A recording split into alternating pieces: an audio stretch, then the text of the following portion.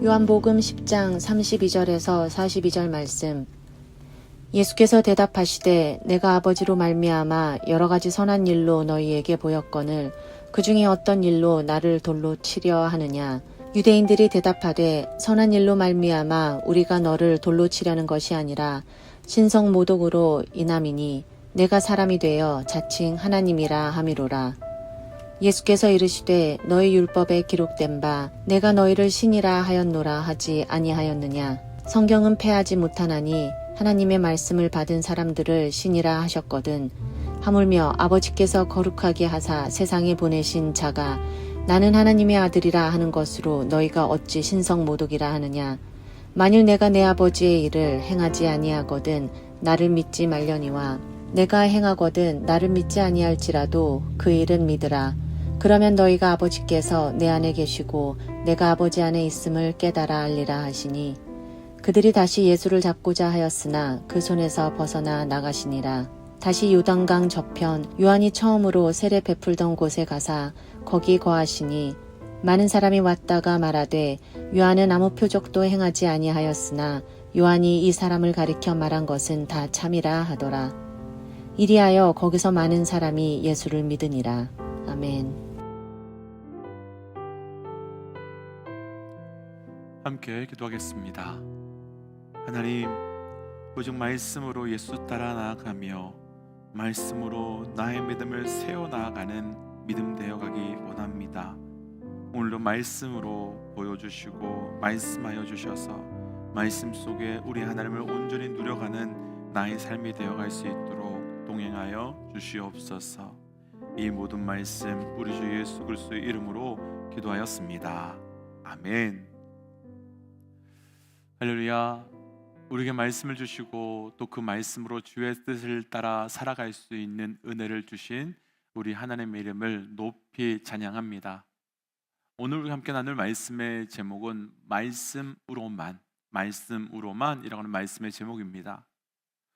어제 말씀에서 우리가 이미 나누었지만 요한복음은 크게 두 부분으로 나뉘어지는데요. 첫 번째 부분이 오늘 말씀의 배경이 되는 요한복음 10장까지의 말씀이라고 나누었습니다. 그리고 이 첫 번째 부분에서 계속해서 예수님께서 증거해 주시고 또 보여주시는 그 말씀의 방향은 예수님께서 메시아이심을, 그리고 그럼에도 불구하고 어떻게 유대인들이 그분을 배척하고 있는가에 대해서 아주 자세하게 기록하고 있었고, 그를 통해 그래서 우리들은 죽을 수밖에 없는 존재이며 여전히 그분을 거부하면서 우리 스스로 우리의 힘으로 구원을 이루어내는 자임을 보여주고 있는 말씀들이었습니다.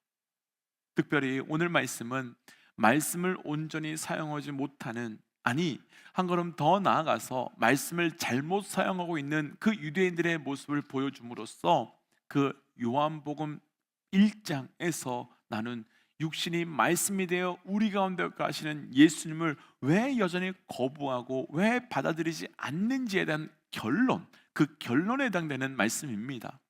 이제 이 말씀을 통해서 우리의 삶에 말씀으로 살아간다는 것이, 그리고 말씀 앞에서 반응한다는 것이 어떤 것인지를 함께 묵상하고, 유대인들과는 다른 방향의 말씀으로, 유대인들과는 다른 말씀 앞에 방향과 반응으로 살아가시기를 주의 이름으로 축복하며 도전합니다.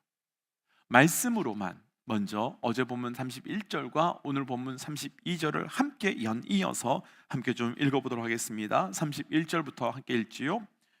유대인들이 다시 돌을 들어 치려 하거늘 예수께서 대답하시되 내가 아버지로 말미암아 여러 가지 선한 일로 너에게 보였거늘 그 중에 어떤 일로 나를 돌로 치려 하느냐. 아멘. 예수님의 말씀 앞에 유대인들의 반응이요, 돌을 들어서 예수님을 치려 한다라고 나와 있습니다. 아니 어떻게 그리스도이신 예수를 향해서, 그리고 우리의 죄를 위해서 십자가에서 죽으시기 위하여 이 땅에 오신 우리 주 예수 그리스도를 향해 돌을 들고 그분을 향하여 죽이려고 할 수 있는지 이해가 되지 않습니다. 하지만 이들이 돌을 들고 예수님을 치려고 했던 이유가 있습니다.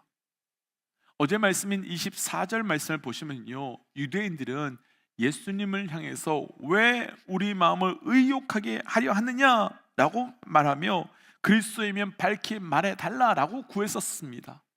이에 대해서요 25절 바로 다음 절 말씀 보시면 내가 너에게 말했으나 너희가 믿지 않았다라고 말씀하고 있습니다. 그리고 이들이 결정적으로 돌을 들어 예수님을 치려하는 것은 30절 말씀을 보면 그 말씀 끝에 예수님께서 나와 아버지는 하나다라고 말씀하셨기 때문이라고 말합니다.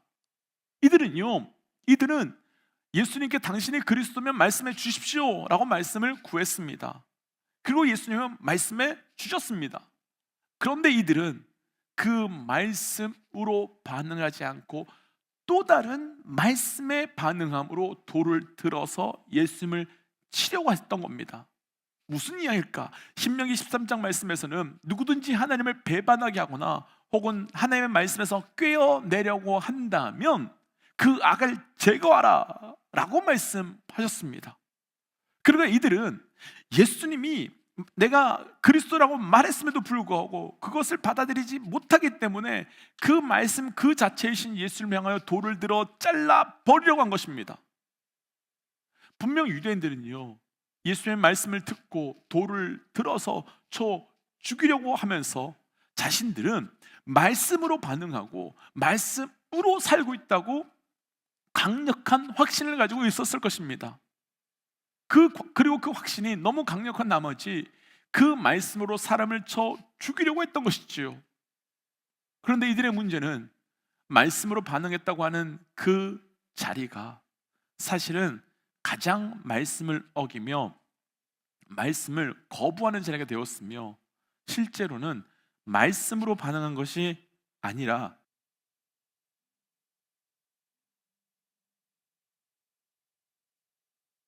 죄송합니다. 실제로는 말씀으로 반응한 것이 아니라 실제로는 죄악으로 반응하고 있는 자리였다는 것입니다. 우리가 여기서 정말 잘 분별해야 될 것이 한 가지 있습니다. 말씀의 주체이신 예수 그리스도 앞에 순종하는 말씀만이 말씀이지 그런 말씀이 아니라면 오히려 그 말씀으로 우리는 죄로 갈 수 있고 그 말씀으로 우리는 악의 길로 갈 수 있다는 것입니다. 그리고 이렇게 말씀으로만 공격하는 방법은 사단의 전형적인 하나의 백성들을 공격하고 넘어뜨리려고 하는 방법이었습니다. 실제로 예수님을 시험한 사단은 말씀 그 자체이신 예수님을 말씀으로 시험했었죠.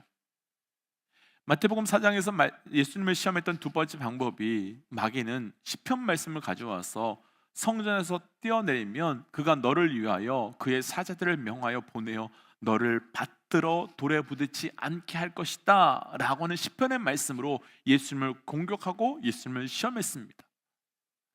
그런데 지금 유대인들은 예수님의 말씀을 듣고 예수님의 말씀을 모욕한다며 돌을 들어 말씀대로 구약의 말씀대로 예수님께 돌을 던지려고 있는 겁니다.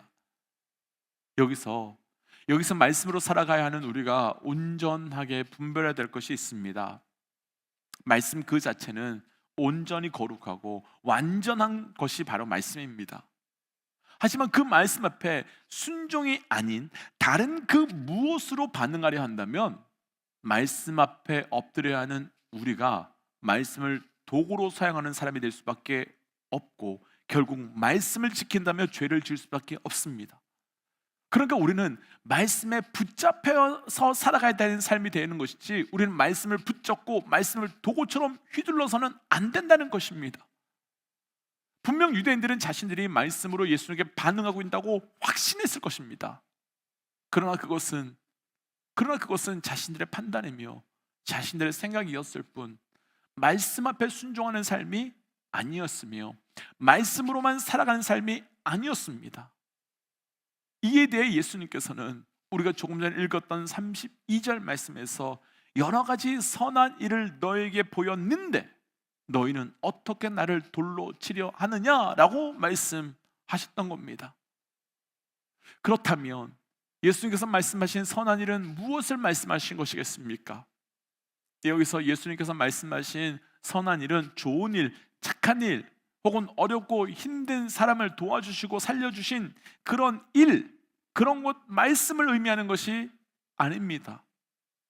예수님께서 말씀하신 선한 일은 단 한 가지, 단 한 가지. 말씀으로 사시고 말씀으로만 반응하시고 말씀만 순종하신 그 삶을 말씀하시는 겁니다. 우리가 너무나도 잘 알고 있듯이 예수님은 십자가에 달려 돌아가시기 전날 겟셋마네 언덕에서 땀이 핏방울 될 정도로 간절하게 기도하셨습니다. 그리고 그 기도의 내용은 할 수만 있다면 이 잔을 내게서 지나가게 하옵소서라고 하는 기도였지요. 하지만 예수님의 기도는 거기서 끝난 것이 아니라 예수님의 기도는 거기서 한 걸음 더 나아가서 그러나 나의 원대로 하지 마옵시고 아버지의 원대로 해달라라는 기도였었습니다.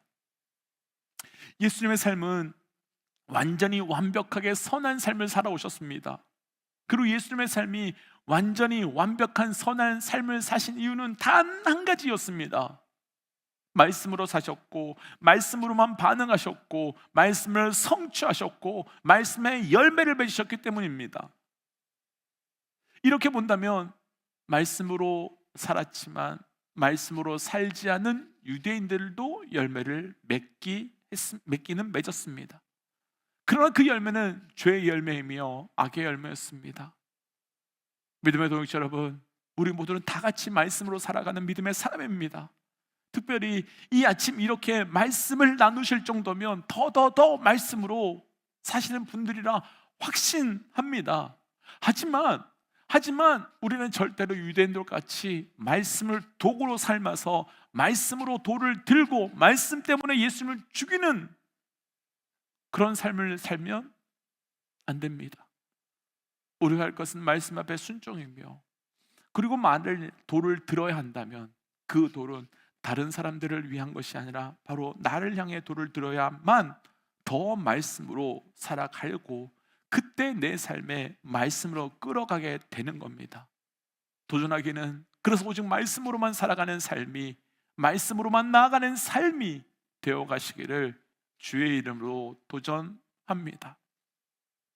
오늘 말씀에서 나눌 두 번째 말씀으로만 39절과 40절 말씀 함께 읽어보겠습니다. 39절과 40절입니다. 그들이 다시 예수를 잡고자 하였으나 그 손에서 벗어나 나가시느니라. 다시 요단강 저편 요한이 처음으로 세례받던 곳에 가서 거기 거하시니. 아멘. 유대인들은 자신들이 알고 있는 말씀으로 그 말씀을 어겼다 생각하는 예수님을 향해서 돌을 들었고, 예수님은 그들의 손에서 벗어나서 요한에게 처음 세례받은 곳, 바로 그곳으로 가십니다.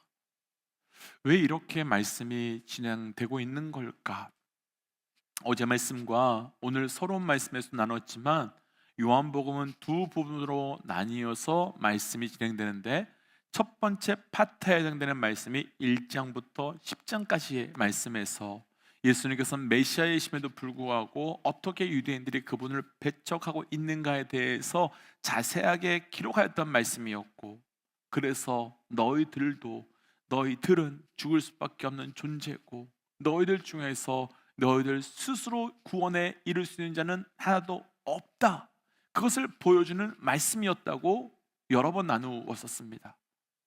그런데 그 말씀의 끝이 세례 요한의 이야기로 끝납니다.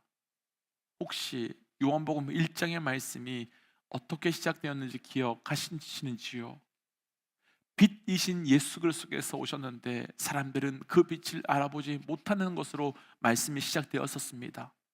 심지어 자기 백성들도 그 빛을 알아보지 못했는데, 그래서 그 빛을 설명하는 자가 이 땅에 보내졌는데 그의 이름이 바로 세례 요한이었습니다. 세례 요한은 요한복음 1장에서 우리 예수님을 가리켜 말씀에서 이미 예언된 말씀으로만 증거하며 세상 죄를 지고 가는 하나님의 어린 양을 보라며 말씀 그대로를 가져와서 선언했었습니다. 그리고 다시 10장에서 예수님께서 말씀으로만 예수님께 엎드린 세례 요한의 그 자리로 다시 돌아갑니다. 예수님께서 그 자리로 돌아가시는 것은 그 자리가 말씀이 성취된 자리이며 동시에 말씀이 시작된 자리이며 말씀의 사람들이 있는 자리였기 때문입니다. 믿음의 동역자 여러분, 분명 말씀으로만 살면 우리의 삶이 어려울 수 있습니다. 고통스러울 수 있습니다. 그런데 말씀으로만 살아보면 그분을 만나게 되며 말씀으로만 살면 그분이 다시 우리에게 임하시는 놀라운 은혜가 경험되게 될 것입니다. 도전하기는 저와 우리 모든 믿음의 동역자들의 삶이 말씀으로만 살아가는 삶이 되어가시기를 축복하며 도전합니다. 그래서 이 시간 이렇게 기도하고 싶습니다. 하나님, 내가 말씀으로만 살아가는 믿음 되게 하여 주옵소서. 그러나 말씀으로 살아갈 때 그 말씀이 나의 도구가 아니라 말씀이 나의 삶 그 자체가 내가 말씀에 묶여 살아가는 삶이 되게 하여 주시고 그를 통해 말씀의 열매를 맺게 하여 주옵소서라고 함께 기도하겠습니다. 함께 기도할까요? 하나님, 오늘 우리에게 주신 하나님 말씀이 나의 삶에 말씀에 응답될 수 있도록 인도하여 주시옵소서. 하나님 말씀으로만 살며 말씀의 열매를 맺어가며 살아가는 자 되어가기를 원합니다. 아버지와 말씀 속에 놀라운 은혜를 누려갈 수 있도록 축복하여 주셔서 말씀의 영광이 내게 나타나게 하여 주옵소서. 하나님, 오늘 주신 말씀 앞에 나의 삶을 돌이켜봅니다.